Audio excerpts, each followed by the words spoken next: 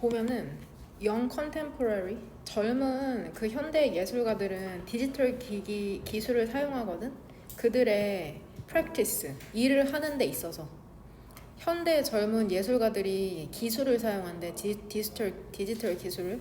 근데 거의 make reference to 컴퓨터에 대해서 언급을 하지 않는답니다. 예를 들어 이게 무슨 말이냐면 웨이드 규턴이라는 사람이 이 사람이 abstractionist 추상화가거든. 추상화가인데 워드 프로세싱 프로그램이랑 잉크젯 프린터를 사용한대. 동사는 여기죠. 근데 이 웨이드라는 사람이 그 스스로를 컴퓨터 아티스트라고 부르지 않는답니다. 괜찮아요? 그러니까 현대 예술 작가들은 워드 프로세싱 프로그램이나 잉크젯 프린터를 씀에도 불구하고 그들 스스로를 컴퓨터 아티스트라고 부르지 않네. 더욱이 있잖아. 일부 비평가들은 그리고 그들은 그의 작품을 되게 존경하고 선망하거든. 여기서 his work에서 his는 누구를 지칭하는 걸까?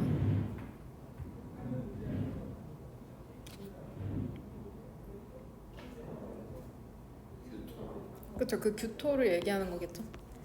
이번 형광펜으로 연결시킬게. 그 웨이드 규토.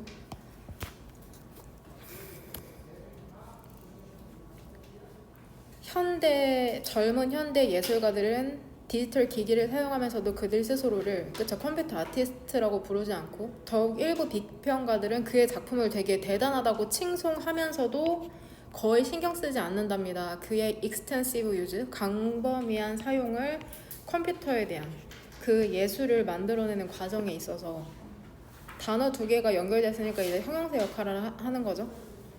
근데 이것은 말키드 뚜렷한 대조랍니다. 30년 전과는 이 30년 전에 대한 이제 부연 설명이거든. 그래서 동그란 거로 묶으셔야 됩니다. when 30년 전이 어땠냐면 그 예술가들 있잖아. 어떤 예술가들이냐면 컴퓨터를 활용했던 예술가들이 were labeled 이름 붙여졌죠. be labeled as 문형이거든. 그래서 이걸 이렇게 한 덩어리로 보면 된다. 문장이 길어져도 여기 전명, by practice 얘만 동그란 가로로 적절하게 묶어주면은 분명 핵심을 볼 수 있거든. 얘들아, 일단 이 문장을 끝까지 해석하고 이 디스가 지칭하는 게 무엇인지 내가 물어볼게. 이것이 뚜렷한 대조랍니다. 30년 전과는. 근데 30년 전이 어땠냐면 컴퓨터를 활용하는 예술가들이 레이블드 이름 붙여졌거든. 라벨링 됐거든. 비평가들에 의해서 자주 못마땅하게 뭐라고? 컴퓨터 예술가라고. 그럼 여기서 지금 디스 일단 웬에서 동그란 거로 연 건 여기서 이렇게 닫을게. 그럼 얘들아, 무엇이 뚜렷한 대조라는 걸까? 디스가 지칭하는 거는 뭐로 표시하면 될까? 앞문장에 한글로 쓰라고 질문을 해볼까? 디스가 문맥상 의미하는 것을 한글로 적으시오라고 하면은 뭐라고 대답하면 되겠냐? 비평가들이 컴퓨터 많이 쓰는 걸 관심 없어 한다. 그쵸? 일부 비평가들이 그의 작품을 되게 대단하다고 생각하면서도 컴퓨터 쓰는 것에 대해서 별 감흥이 없는 것을 얘기하는 거잖아. 결국엔 앞문장을 지칭하는 거죠. 근데 과거에는 어땠대? 컴퓨터 사용하면 뭐라 그래? 컴퓨터 예술가라고 되게 못마땅하게 얘기했대. 컴퓨터를 사용하는 사람은 예술가가 아니라는 그런 풍조가 있었나 봐, 과거에는. 이게 저희 첫 번째 닦은 겁니다. 컴퓨터를 사용하는 그런 예술가는 그쵸, 컴퓨터 예술가라고 못마땅하게 이제 불리곤 한 거죠. 과거에는. 과거 얘기를 하더니 다시 한번 프레젠트 제너레이션이 나오네. 근데 현대 세대의 그 예술가들에게 컴퓨터라는 것은 더 적절하게 동격 랩탑이거든. 이것이 하나랍니다. 컬렉션 모음 중에 하나인 거죠. 인티그레이티드 통합된 폴터블 이제 가지고 다닐 수 있는 디지털 기술 중에 하나가 컴퓨터인데 오늘날에는 사실 컴퓨터가 아니잖아. 너네 노트북이라거나 노트북 그 콩글리시가 원래 랩탑이라고 부르는 거 알죠? 이건데 이 기술이라는 게 뭐해? 연결시키거든. 그들의 사회적, 그 다음에 직업의 삶이라는 걸. 그 다음에 두 번째 답근 거는 여기입니다. 결국에 여기에 이게 어떻게 답근 거가 되냐면, 그래서 이거를 일부러 해석하는 문장으로 넣은 건데, 일단 그 with 분사구문이라고 이행문에 나와 있는 거는 분사구문이지만 세모가로로 묶는 게 아니라 with 다음에 목적어에는 네모, 그 다음에 목적격 보어에는 이렇게 물결 표시하시면 됩니다. 그 다음에 구조로 봤을 때 이 and 뒤쪽으로 as는 이렇게 세모가로로 묶으면 주절의 주어는 뭐가 되냐? 구조상의 주어는 그쵸? 이때 가주어 진주어니까 it이 되는 거. 가주어라고 쓸게. 그럼 내가 왜 이렇게 두 군데 답근 거를 골랐는지 한번 봐봐. 컴퓨터를 사용했던 예술가들이 컴퓨터 아티스트라고 되게 조롱당했거든? 근데 어때 요즘은? 태블릿과 셀폰이라는 게 능가하고 있잖아. 개인적인 컴퓨터를 인터넷 사용해서. 그리고 되게 얇은 디지털 기기들이 얘 주어져? 단점. 근데 nothing이니까 어떤이라고 해석하고 여기 부정을 해석하면 되죠. 얇은 디지털 기기들이 어떠한 것도 담지 않았대. 방 크기의 메인프레임과 부피가 큰 데스크탑 컴퓨터를 이전의 수세기에. 그러니까 결국에 지금 여기에서 얘기하는 건 뭐야? 과거에 있었던 컴퓨터 자체가 사라졌다는 거야. 그러니까 컴퓨터 아티스트라고 부를 수 없다는 거야. 그러니까 강력한 답의 근거는 A 뒤쪽이거든. 너네가 사용하는 그런 아이패드 같은 게 전혀 담지 않았다는 거야. 그 메인프레임 브로키 데스크 과거의 컴퓨터를. 그러니까 이게 뭐라고 볼 수 있어? 컴퓨터 예술가가 사라졌다는 건 진짜 컴퓨터 예술가 자체가 사라졌다는 게 아니라 예전에 사용했던 컴퓨터의 모습이 아니라는 거죠. 아니라는 거죠. 뭔 말인지 되냐? 그래서 답근거를 이 두 개로 고르시면 됩니다. 과거에는 위쪽에 너네가 답근거로 이 위쪽으로 많이 골랐거든. 현대 예술가들이 거의 컴퓨터를 언급하지 않는다?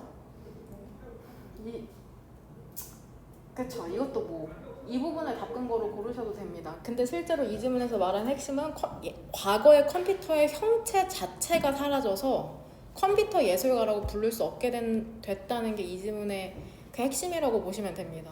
예전에 엄청 그 두꺼운 컴퓨터 있죠. 뒤에 이렇게 되게 요즘은 그런 컴퓨터가 아니라 보통 노트북 같은 걸 사용하는데 그런 거는 컴퓨터가 아니라 랩탑이라고 지칭하기 때문에 extinct, 소멸된.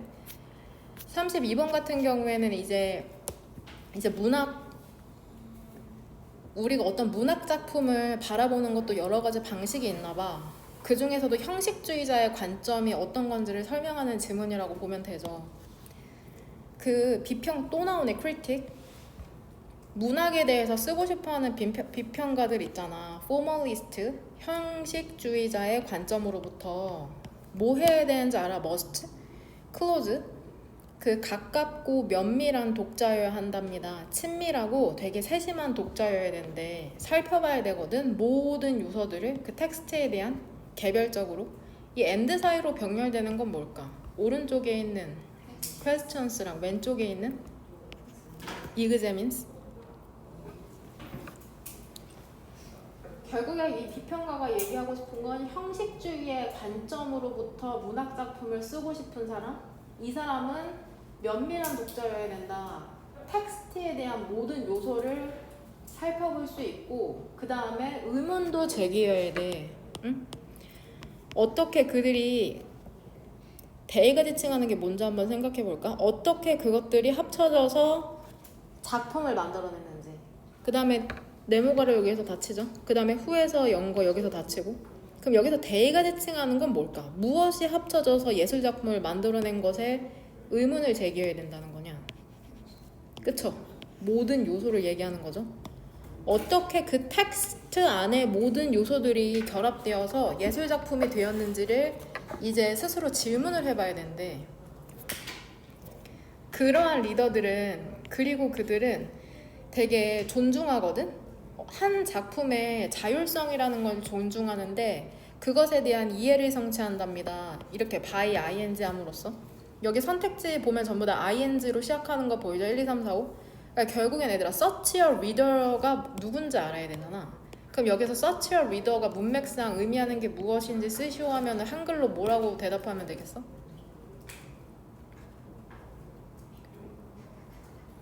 형식주의적 관점을 가진 그쵸? 형식주의적 관점을 가진 독자라고 생각하면 되겠죠?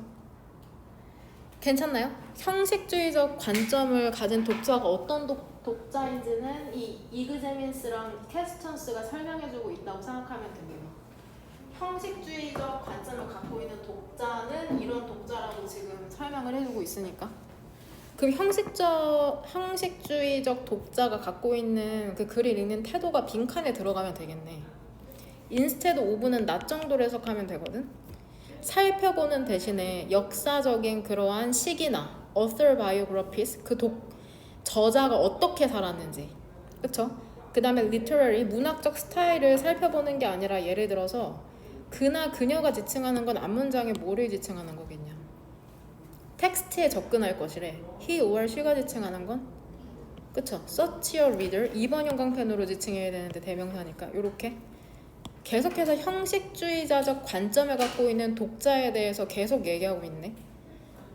그나 그녀는 텍스트에 접근할 것이랍니다. 생각을 가지고 구조상이 and 사이로 병렬되는 거 뭘까? 내가 방금 빨간색으로 오른쪽에 있는 that이랑 왼쪽에 있는 동격의 that 두 개가 병렬된다고 생각하시면 됩니다. 그것이 자족적인 실체라는 생각을 갖고 일단 끝까지 해석할게. 그리고 그나 그녀가 찾고 있다는 생각을 갖고 가버니 뭔가 지배하는 원칙이라는 걸, 근데 이 원칙이라는 게 텍스트로 하여금 그것을 드러나도록 하거든. 이렇게 묶으면 되죠. 이게 일단 너네가 찾은 답의 근거잖아. 그것은 자족적인 실체이다라고 하는데 그것이 뭔데?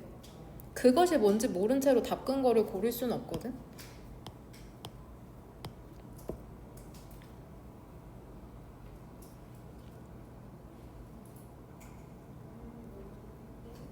그쵸? 텍스트죠. 그러니까 텍스트 자체만으로도 충분하다는 거야. 그 텍스트 자체가 자족적인 실체라는 거는 외부의 것을 볼 필요 없고 그거 자체로 충분하다고 얘기하고 있는 거거든. 그래서 답이 이제 4번으로 고를 수 있는 거죠. 포멀리스트의 퍼스펙티브를 갖고 있는 사람은 그것 안을 보는 거죠. 그것 자체로도 충분하니까 작품 자체로도 그것 바깥이나 그것을 넘어서 보는 게 아니야. 여기서 그것의 바깥이나 그것에 넘어서의 구체적인 사례는 어디에 나오냐? 우리가 방금 해석했던 부분 중에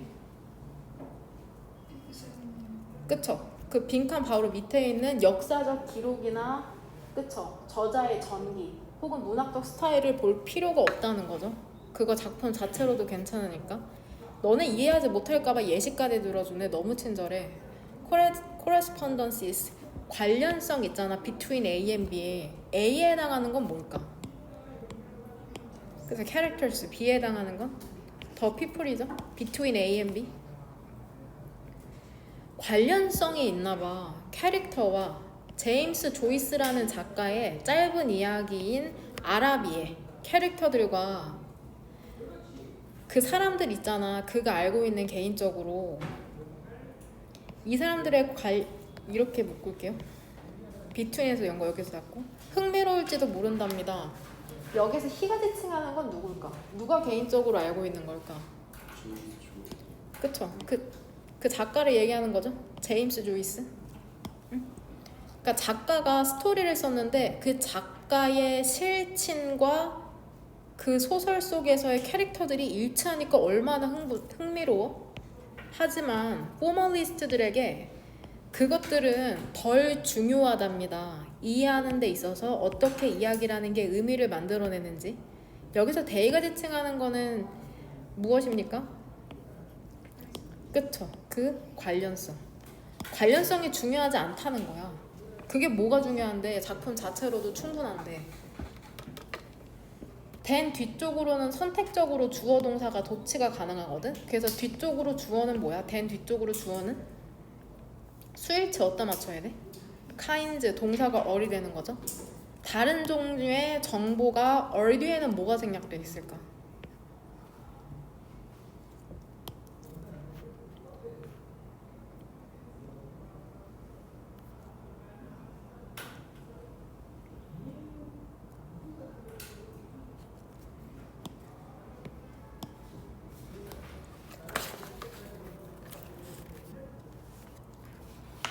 뭐가 생략돼 있습니까? relevant죠. relevant. 다른 종류의 정보가 중요한 것보다 그 이야기 그 자체에 담겨져 있는. 그럼 결국에 얘들아, 이 than을 사이로 더 포멀리스트들에게는 than을 사이로 전자가 중요한 거야? 된다? they가 중요한 거냐? 이 than 뒤쪽이 중요한 거냐? 지금 대조하고 있는 게 이 they 아니면 뒤쪽이잖아. 여기까지 괜찮아? 뭐가 더 중요한 거냐?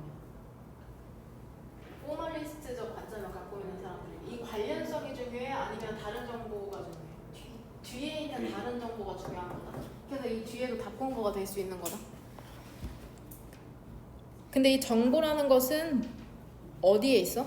그 텍스트, 그 이야기 자체가 갖고 있는 정보가 중요하다고 얘기하는 거니까 결국엔 looking inside 이세에 해당하는 거죠. 뭔 말인지 되죠? 답근 거는 이렇게 고르시면 되고요. 형식주의자적 관점에 대해 설명하는 글이었고 외부적인 정보가 아니라 작품 그 자체로 평가하는 것을 얘기하는구나. 그 다음에 34번. 얘는 일단 해석을 해주기 전에 너네가 3번이랑 1번 형광펜을 어디로 쳤는지부터 확인하는 게 더 좋은데 일단 제 질문이 이거 위에서 세 번째 줄에 a single melodic line이랑 그쵸? 그 다음에 위에서 다섯 번째 줄에 얘 맞죠? 이 두 개랑 맥락상 비슷한 거에 3번 그 1번을 칠하는 거였는데 이제 부분적으로 해석하면서 한번 볼까? 여기까지 해석하면서 한번 중간중간 한번 물어볼게요. 여기까지 일단 해석해볼게. 디벨롭먼트 전개 음악의 전개라는 건 매우 복잡하고 fanciful 되게 별나대요. 퓨즈라고 있는데 영어로는 그 fuga라는 게 곡의 종류인데 요한 세바스찬 바흐에 의한 설명한답니다. 얼마나 멀리 이러한 과정이라는 게 갈 수 있는지. 언제 그러냐면은 단일한 멜로디 라인이라는 게 동격. 가끔씩은 소수의 음표에 불과한데 이런 게 모든 것일 때 대시 지금 얼수시켜주죠. 작곡가가 필요로 한 모든 것일 때 뛰어난 작품을 만들어내기 위해 컨테이닝의 분사로서 워크 수식해주죠. 근데 이 뛰어난 작품이라는 건 많은 복잡한 전개라는 걸 포함하고 있거든. 그 coherent 어떠한 그 일관된 구조 안에. 그럼 여기까지 저 괄호 다 닫았나요? 아니 다 닫았네요. 컨테이닝에서 연 건 저 여기서 닫도록 하겠습니다. 그럼 여기까지 했을 때 3번 형광펜 칠 수 있는 게 뭐가 있겠냐? 싱글 멜로딕 라인이랑 문맥스랑 비슷한 단어? 그쵸? A handful of notes. 얘도 이미 동격으로 표시가 돼 있으니까.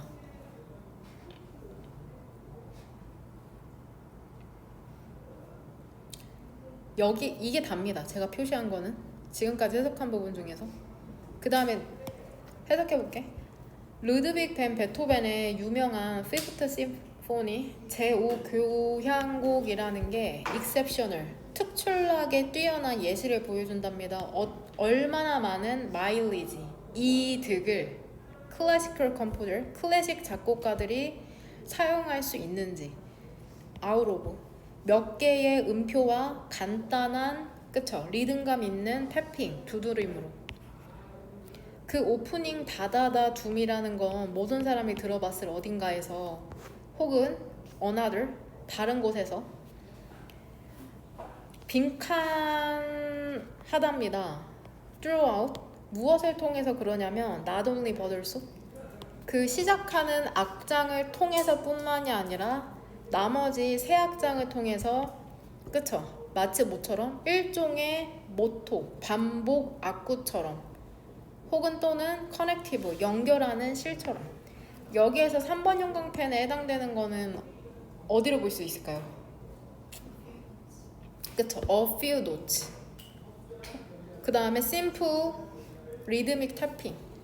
3번 형광펜은 뭔가 간단한 재료를 의미하는 거면은 전부 다 칠 수 있다고 생각하시면 됩니다. 그럼 밑에 줄에 뭐를 쳐도 될까요? 그쵸? 다다다 둠. 다다다 둠. 그러니까 결국엔 너네가 1번 형광펜 친 게 다 답의 근거가 되는 거야. 결국에 1번 형광펜은 선택지 2번에 incredibly variety of ways. 그러니까 오프닝 닫아라 줌이 나타난다는 거죠. 놀랍도록 다양한 방식으로. 이거 그러니까 답에 근거되는 거고. 그 다음에 또 어디에 1번 형광펜 쳐도 될 것 같냐? 3번 형광펜 칠 수 있는데 또 있을 것 같은데. 여기로 봐도 괜찮지 않을까요? 반복 악구나 마치 연결해주는 실 같다고 하니까 계속해서 반복해서 나오는 걸 비유하는 표현이니까 이 부분도 괜찮을 것 같습니다. 그 다음에 저스트 에즈부터는 이 음악에 대해서 얘기하는데 너네 이해를 돕기 위해 미술을 이제 비유해서 설명해주는 거거든? 우리는 항상 복잡한 분놀림을 보진 않는답니다.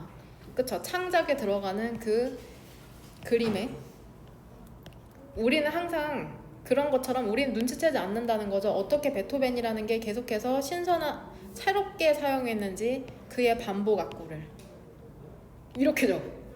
그리고 어떻게 그가 그의 음악적 재료들을 개발해냈는지 발전시켜냈는지 크고 코이시브 응집력 있는 그러한 진술로 일단 이 5월 사이로 병렬되는 거는 뭔지 보이죠.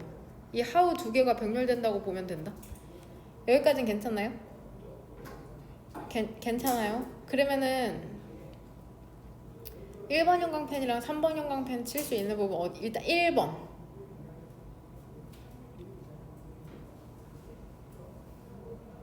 예측되는 데 있나요?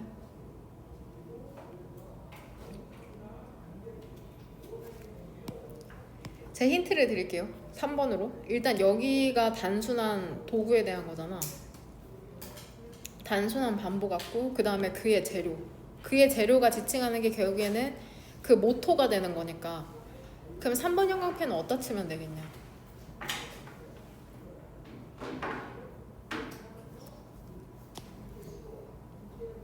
찍어보세요.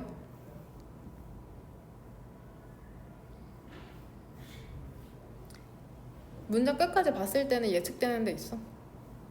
다양하게 사용했다는 거를 알면 되잖아. 단순한 것, 다다다 둠, 단순한 것을 빈칸 위 다양하게 사용했다는 거를 나타내는 거면 되는데 다양한 사용에 있어서 이거 하지 않았어요? The inventiveness?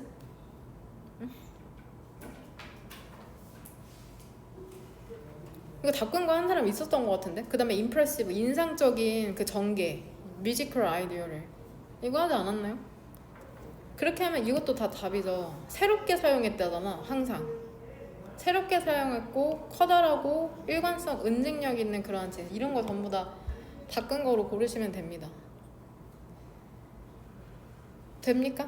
돼요? 그러니까 결국에 1번 형광펜 중에 전부 다 답의 근거라고 생각하시면 됩니다. 뭔 말인지 이해되냐?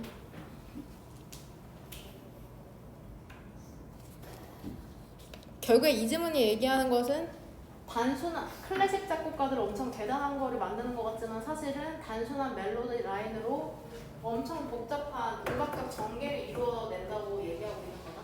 구체적인 예시로 다다다 줌이 나왔고 여기에 계속해서 새롭게 반복해서 나타난다. 그거를 지금 여기 에지에서 그럼 얘들아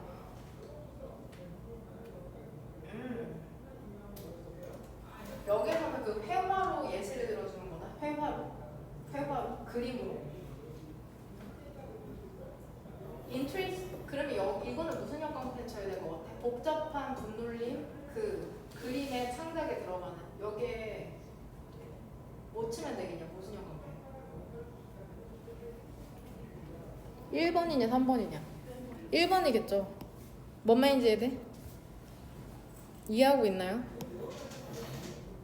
결국에 여기서 얘기하는 거 우리가 예술작품 보면서 그림을 보면서도 곡선 아니면 직선 이런 거일 텐데 전체적으로 보면 되게 복잡한 분놀림처럼 보인다는 거잖아. 근데 결국에는 그 재료들은 엄청 단순하다는 거죠. 선이니까 결국에 선. 굳이 비유해서 얘기하면 집에서 꼭 여러 번 읽어보시길 바랍니다. 그 다음에 36번 답근거를 한번 표시해 볼게요. 일단은 질문할 건 뭐냐면 이 밑에서 C의 밑에서 세 번째 줄 혹은 이 더 프리딕션이 문맥상 의미하는 것을 한번 염두해 두시길 바랍니다. 그 예측 일단은 정관사 더가 붙었다는 건 앞에서 언급이 되었다는 건데 이게 무엇을 의미하는지 같이 한번 보도록 하면 다 읽진 않고 부분적으로 한번 읽어볼게요. 해석이 어렵진 않은데 그냥 뇌 빼고 읽으면 이게 무슨 말인가 할 수 있거든. 그 화석 기록이라는 건 증거를 제공한답니다. 그러니까 화석을 보면은 뭐에 대한 증거를 알 수 있냐면 진화에 대한 증거를 제공한대. 그 이야기 있지. 그 화석이 얘기하는 이야기라는 건 변화에 대한 원이 지칭하는 건 뭘까? 얘를 보관시킨다고 하면 그치? 뭐?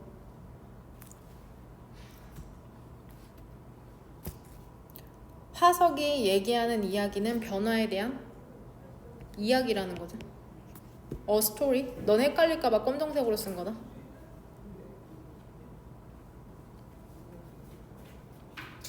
그러니까 화석을 보면 어떻게 생명체가 변화했는지 진화했는지를 알 수 있으니까는 그 creature 생명체라는 게 이게 뒤에 이제 부연 나오네. 생명체라는 게 존재했었잖아 과거에. 근데 얘들아 이 대세 선행사는 뭐겠냐? That are no longer with us. creature 쓴 거 알죠? 그쵸? 선행사가 이 해석을 보고 수일치를 보니까 얘네. 더 이상 우리와 함께 있지 않는. 결국에는 그러면은 화성이 얘기하는 이야기는 변화에 대한 이야기네.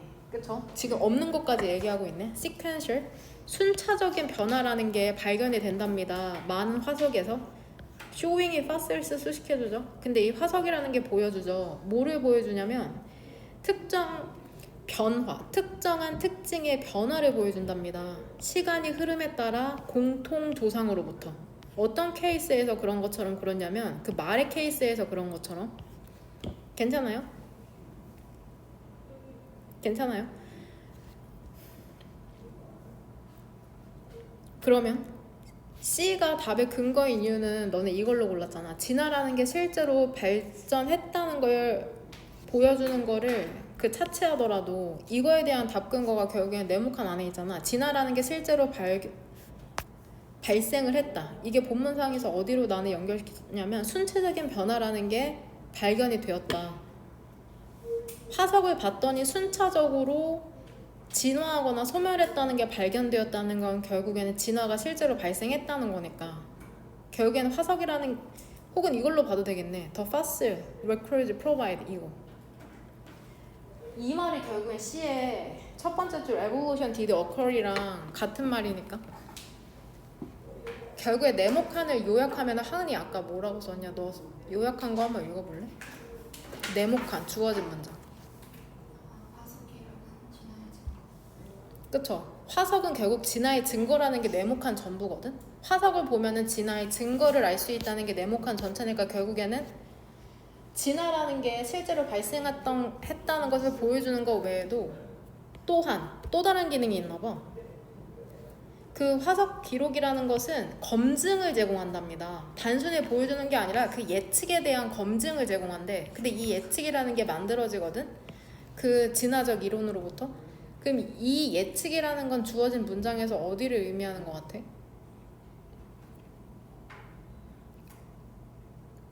진화 이론에서는 무엇을 예측할까?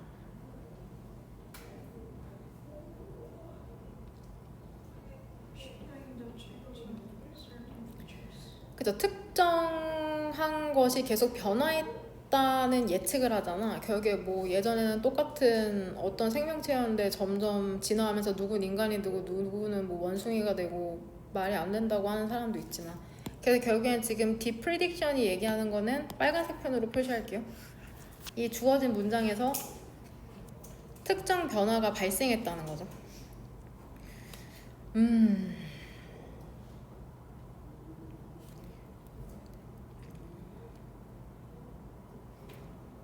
이걸로 봐도 될 것 같고 쇼윙부터 그쵸? 특정 변화를 보여주는 것. 근데 이거 똑같은 말이 결국에는 이거니까 순차적 변화라는 게 발생하는 거. 이거 두 개라고 보시면 되겠습니다. 그 예측이라는 게 진화론이라는 건 결국에 생명체가 계속해서 환경에 따라 변화했다는 것을 얘기하는 거니까 괜찮아요? 그 다음 예를 들어서 그 이론이라는 건 뭐를 예측하냐면 단일 세포라는 게 진화했다는 거죠. 뭐 이전에? 다세포 이전에. 그럼 결국에 뭐가 먼저 있었다는 거야? 단세포가 먼저 있고 그 다음에 다세포가 그 후에 발생했다는 거죠. 숫자로 지칭한다면. 그 다음에 너네가 C가 첫 번째고 그 다음에 B가 두 번째로 오는 답의 근거로 우리가 항상 좋아하는 디스 프리딕션. 화석 기록이라는 건 이러한 예측이라는 걸 뒷받침한다는데 이러한 기록은 예측은 어디다가 연결시키면 돼? 그쵸? 그러네요. 그쵸? 대절에 해당하네요. 그쵸? 대절? 단세포가 있고 그 후에 다세포가 있었다는 이러한 예측을 얘기하는 거죠. 괜찮습니까? 괜찮아요? 그 다세포 유기체라는 건 발견이 된답니다. 그 지구의 층에서 수백만 년 후에. 그쵸? 뭐 한 수백만 년 후야? 첫 번째 등장 수백만 년 후죠. 단세포 유기체. 그럼 결국에 단세포 유기체가 있고 그 다음에 수백만 년 후에 다세포가 발생했다는 거죠. 유기체가. 괜찮아요? 주목하랍니다. 그 가능성이 항상 남아있다는 걸. 근데 어떤 가능성이야? 그 반대가 발견될 수도 있다는 거죠. 우리는 단세포 그 다음 다세포로 진화했다고 믿지만 그 반대일 수도 있다는 거야. 화석만 발견이 되면. 그 반대에 해당되는 구체적인 예시가 뭐야? A의 첫 번째 줄이죠. 만약에 다세포 유기체가 발견된다면 뭐한 걸로? 진화한 걸로. 그쵸? 단세포 이전에. 저 제대로 하고 있나요? 네. 여기에 해당되는 거니까 디아퍼짓이 구체적으로 설명하는 게 A라고 생각하시면 됩니다. 그래서 이렇게 답근 거 표시하시면 돼요. 뭔 말인지 이해되냐? 그러면은 항상 얘들아 나는 진짜 이런 상황 너무 싫어.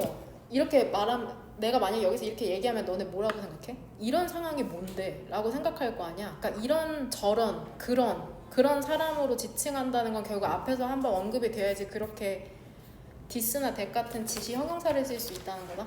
그런 의미에서 이것도 답의 근거가 되잖아. 39번에 이 디스에 해당하는 거.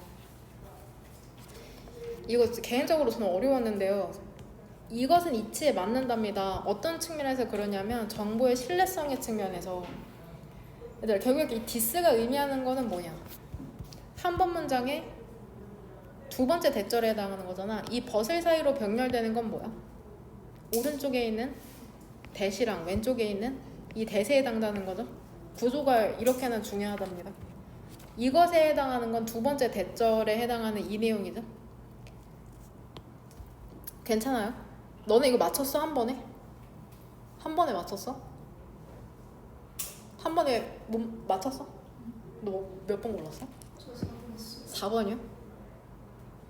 지용이는?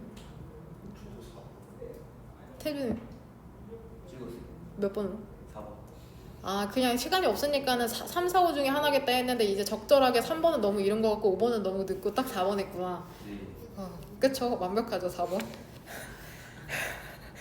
네 그렇죠. 급하니까는 디스 이렇게 동그라미는 치는데 동그라미를 치면서도 뭔지 모르는 거잖아. 그쵸? 뭔가 답근 건 아는데 막연할 때가 있죠. 저 그럼 여기서부터 한번 해볼게요. 오늘 39번 질문하고 마무리하도록 합시다. 그 연구 있죠. 이 친구 엄청 귀엽게 생겼어요. 참새 크기야. 참새 크기. 그 연구는 검은 눈의 중코에 대한 연구라는 게 일종의 새인데 너무 친절해. 뭔지 모를까봐 새라고까지 알려줬어. 관점을 뒷받침한답니다. 어떤 관점을 뒷받침하냐면 그러니까 얘네가 조금 예민하지가 않아. non-vigilant. 경계하지 않는 동물들이 무엇에 주의를 기울여? 주의는 잘 안 기울이는데 누구는 신경 쓰는 것 같아?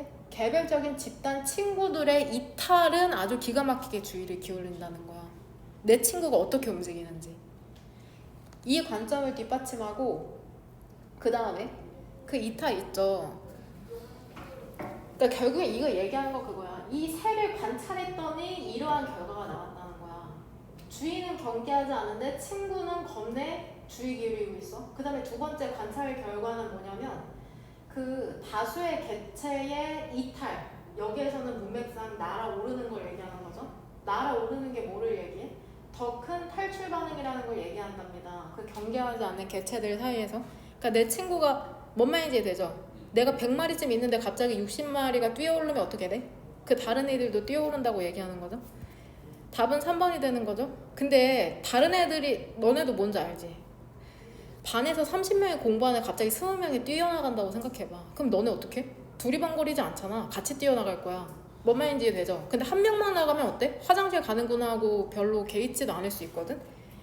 결국에는 다수가 이탈해? 그러면은 갑자기 모두 이탈하는 반응, 더 큰 이탈반은 이것은 되게 너네 이해가 되죠? 정부의 신뢰성의 관점에서 정부의 신뢰가 있다는 거니까 다수가 움직인다는 건 만약에 한 집단의 구성원이 이탈해 한 명만 나가? 그럼 그것은 그럴 수 있답니다. 다양한 이유로. 근데 이게 거의 관련이 없죠. 뭐하는? Predation threat. 포식 위협과는. 그러니까 내가 잡아먹힐 일은 없다는 거죠. 한 명만 나갔으니까. 이거를 구체적인 예시로 설명한 사람도 꽤 있더라고요. 구체적인 예시다 이것은.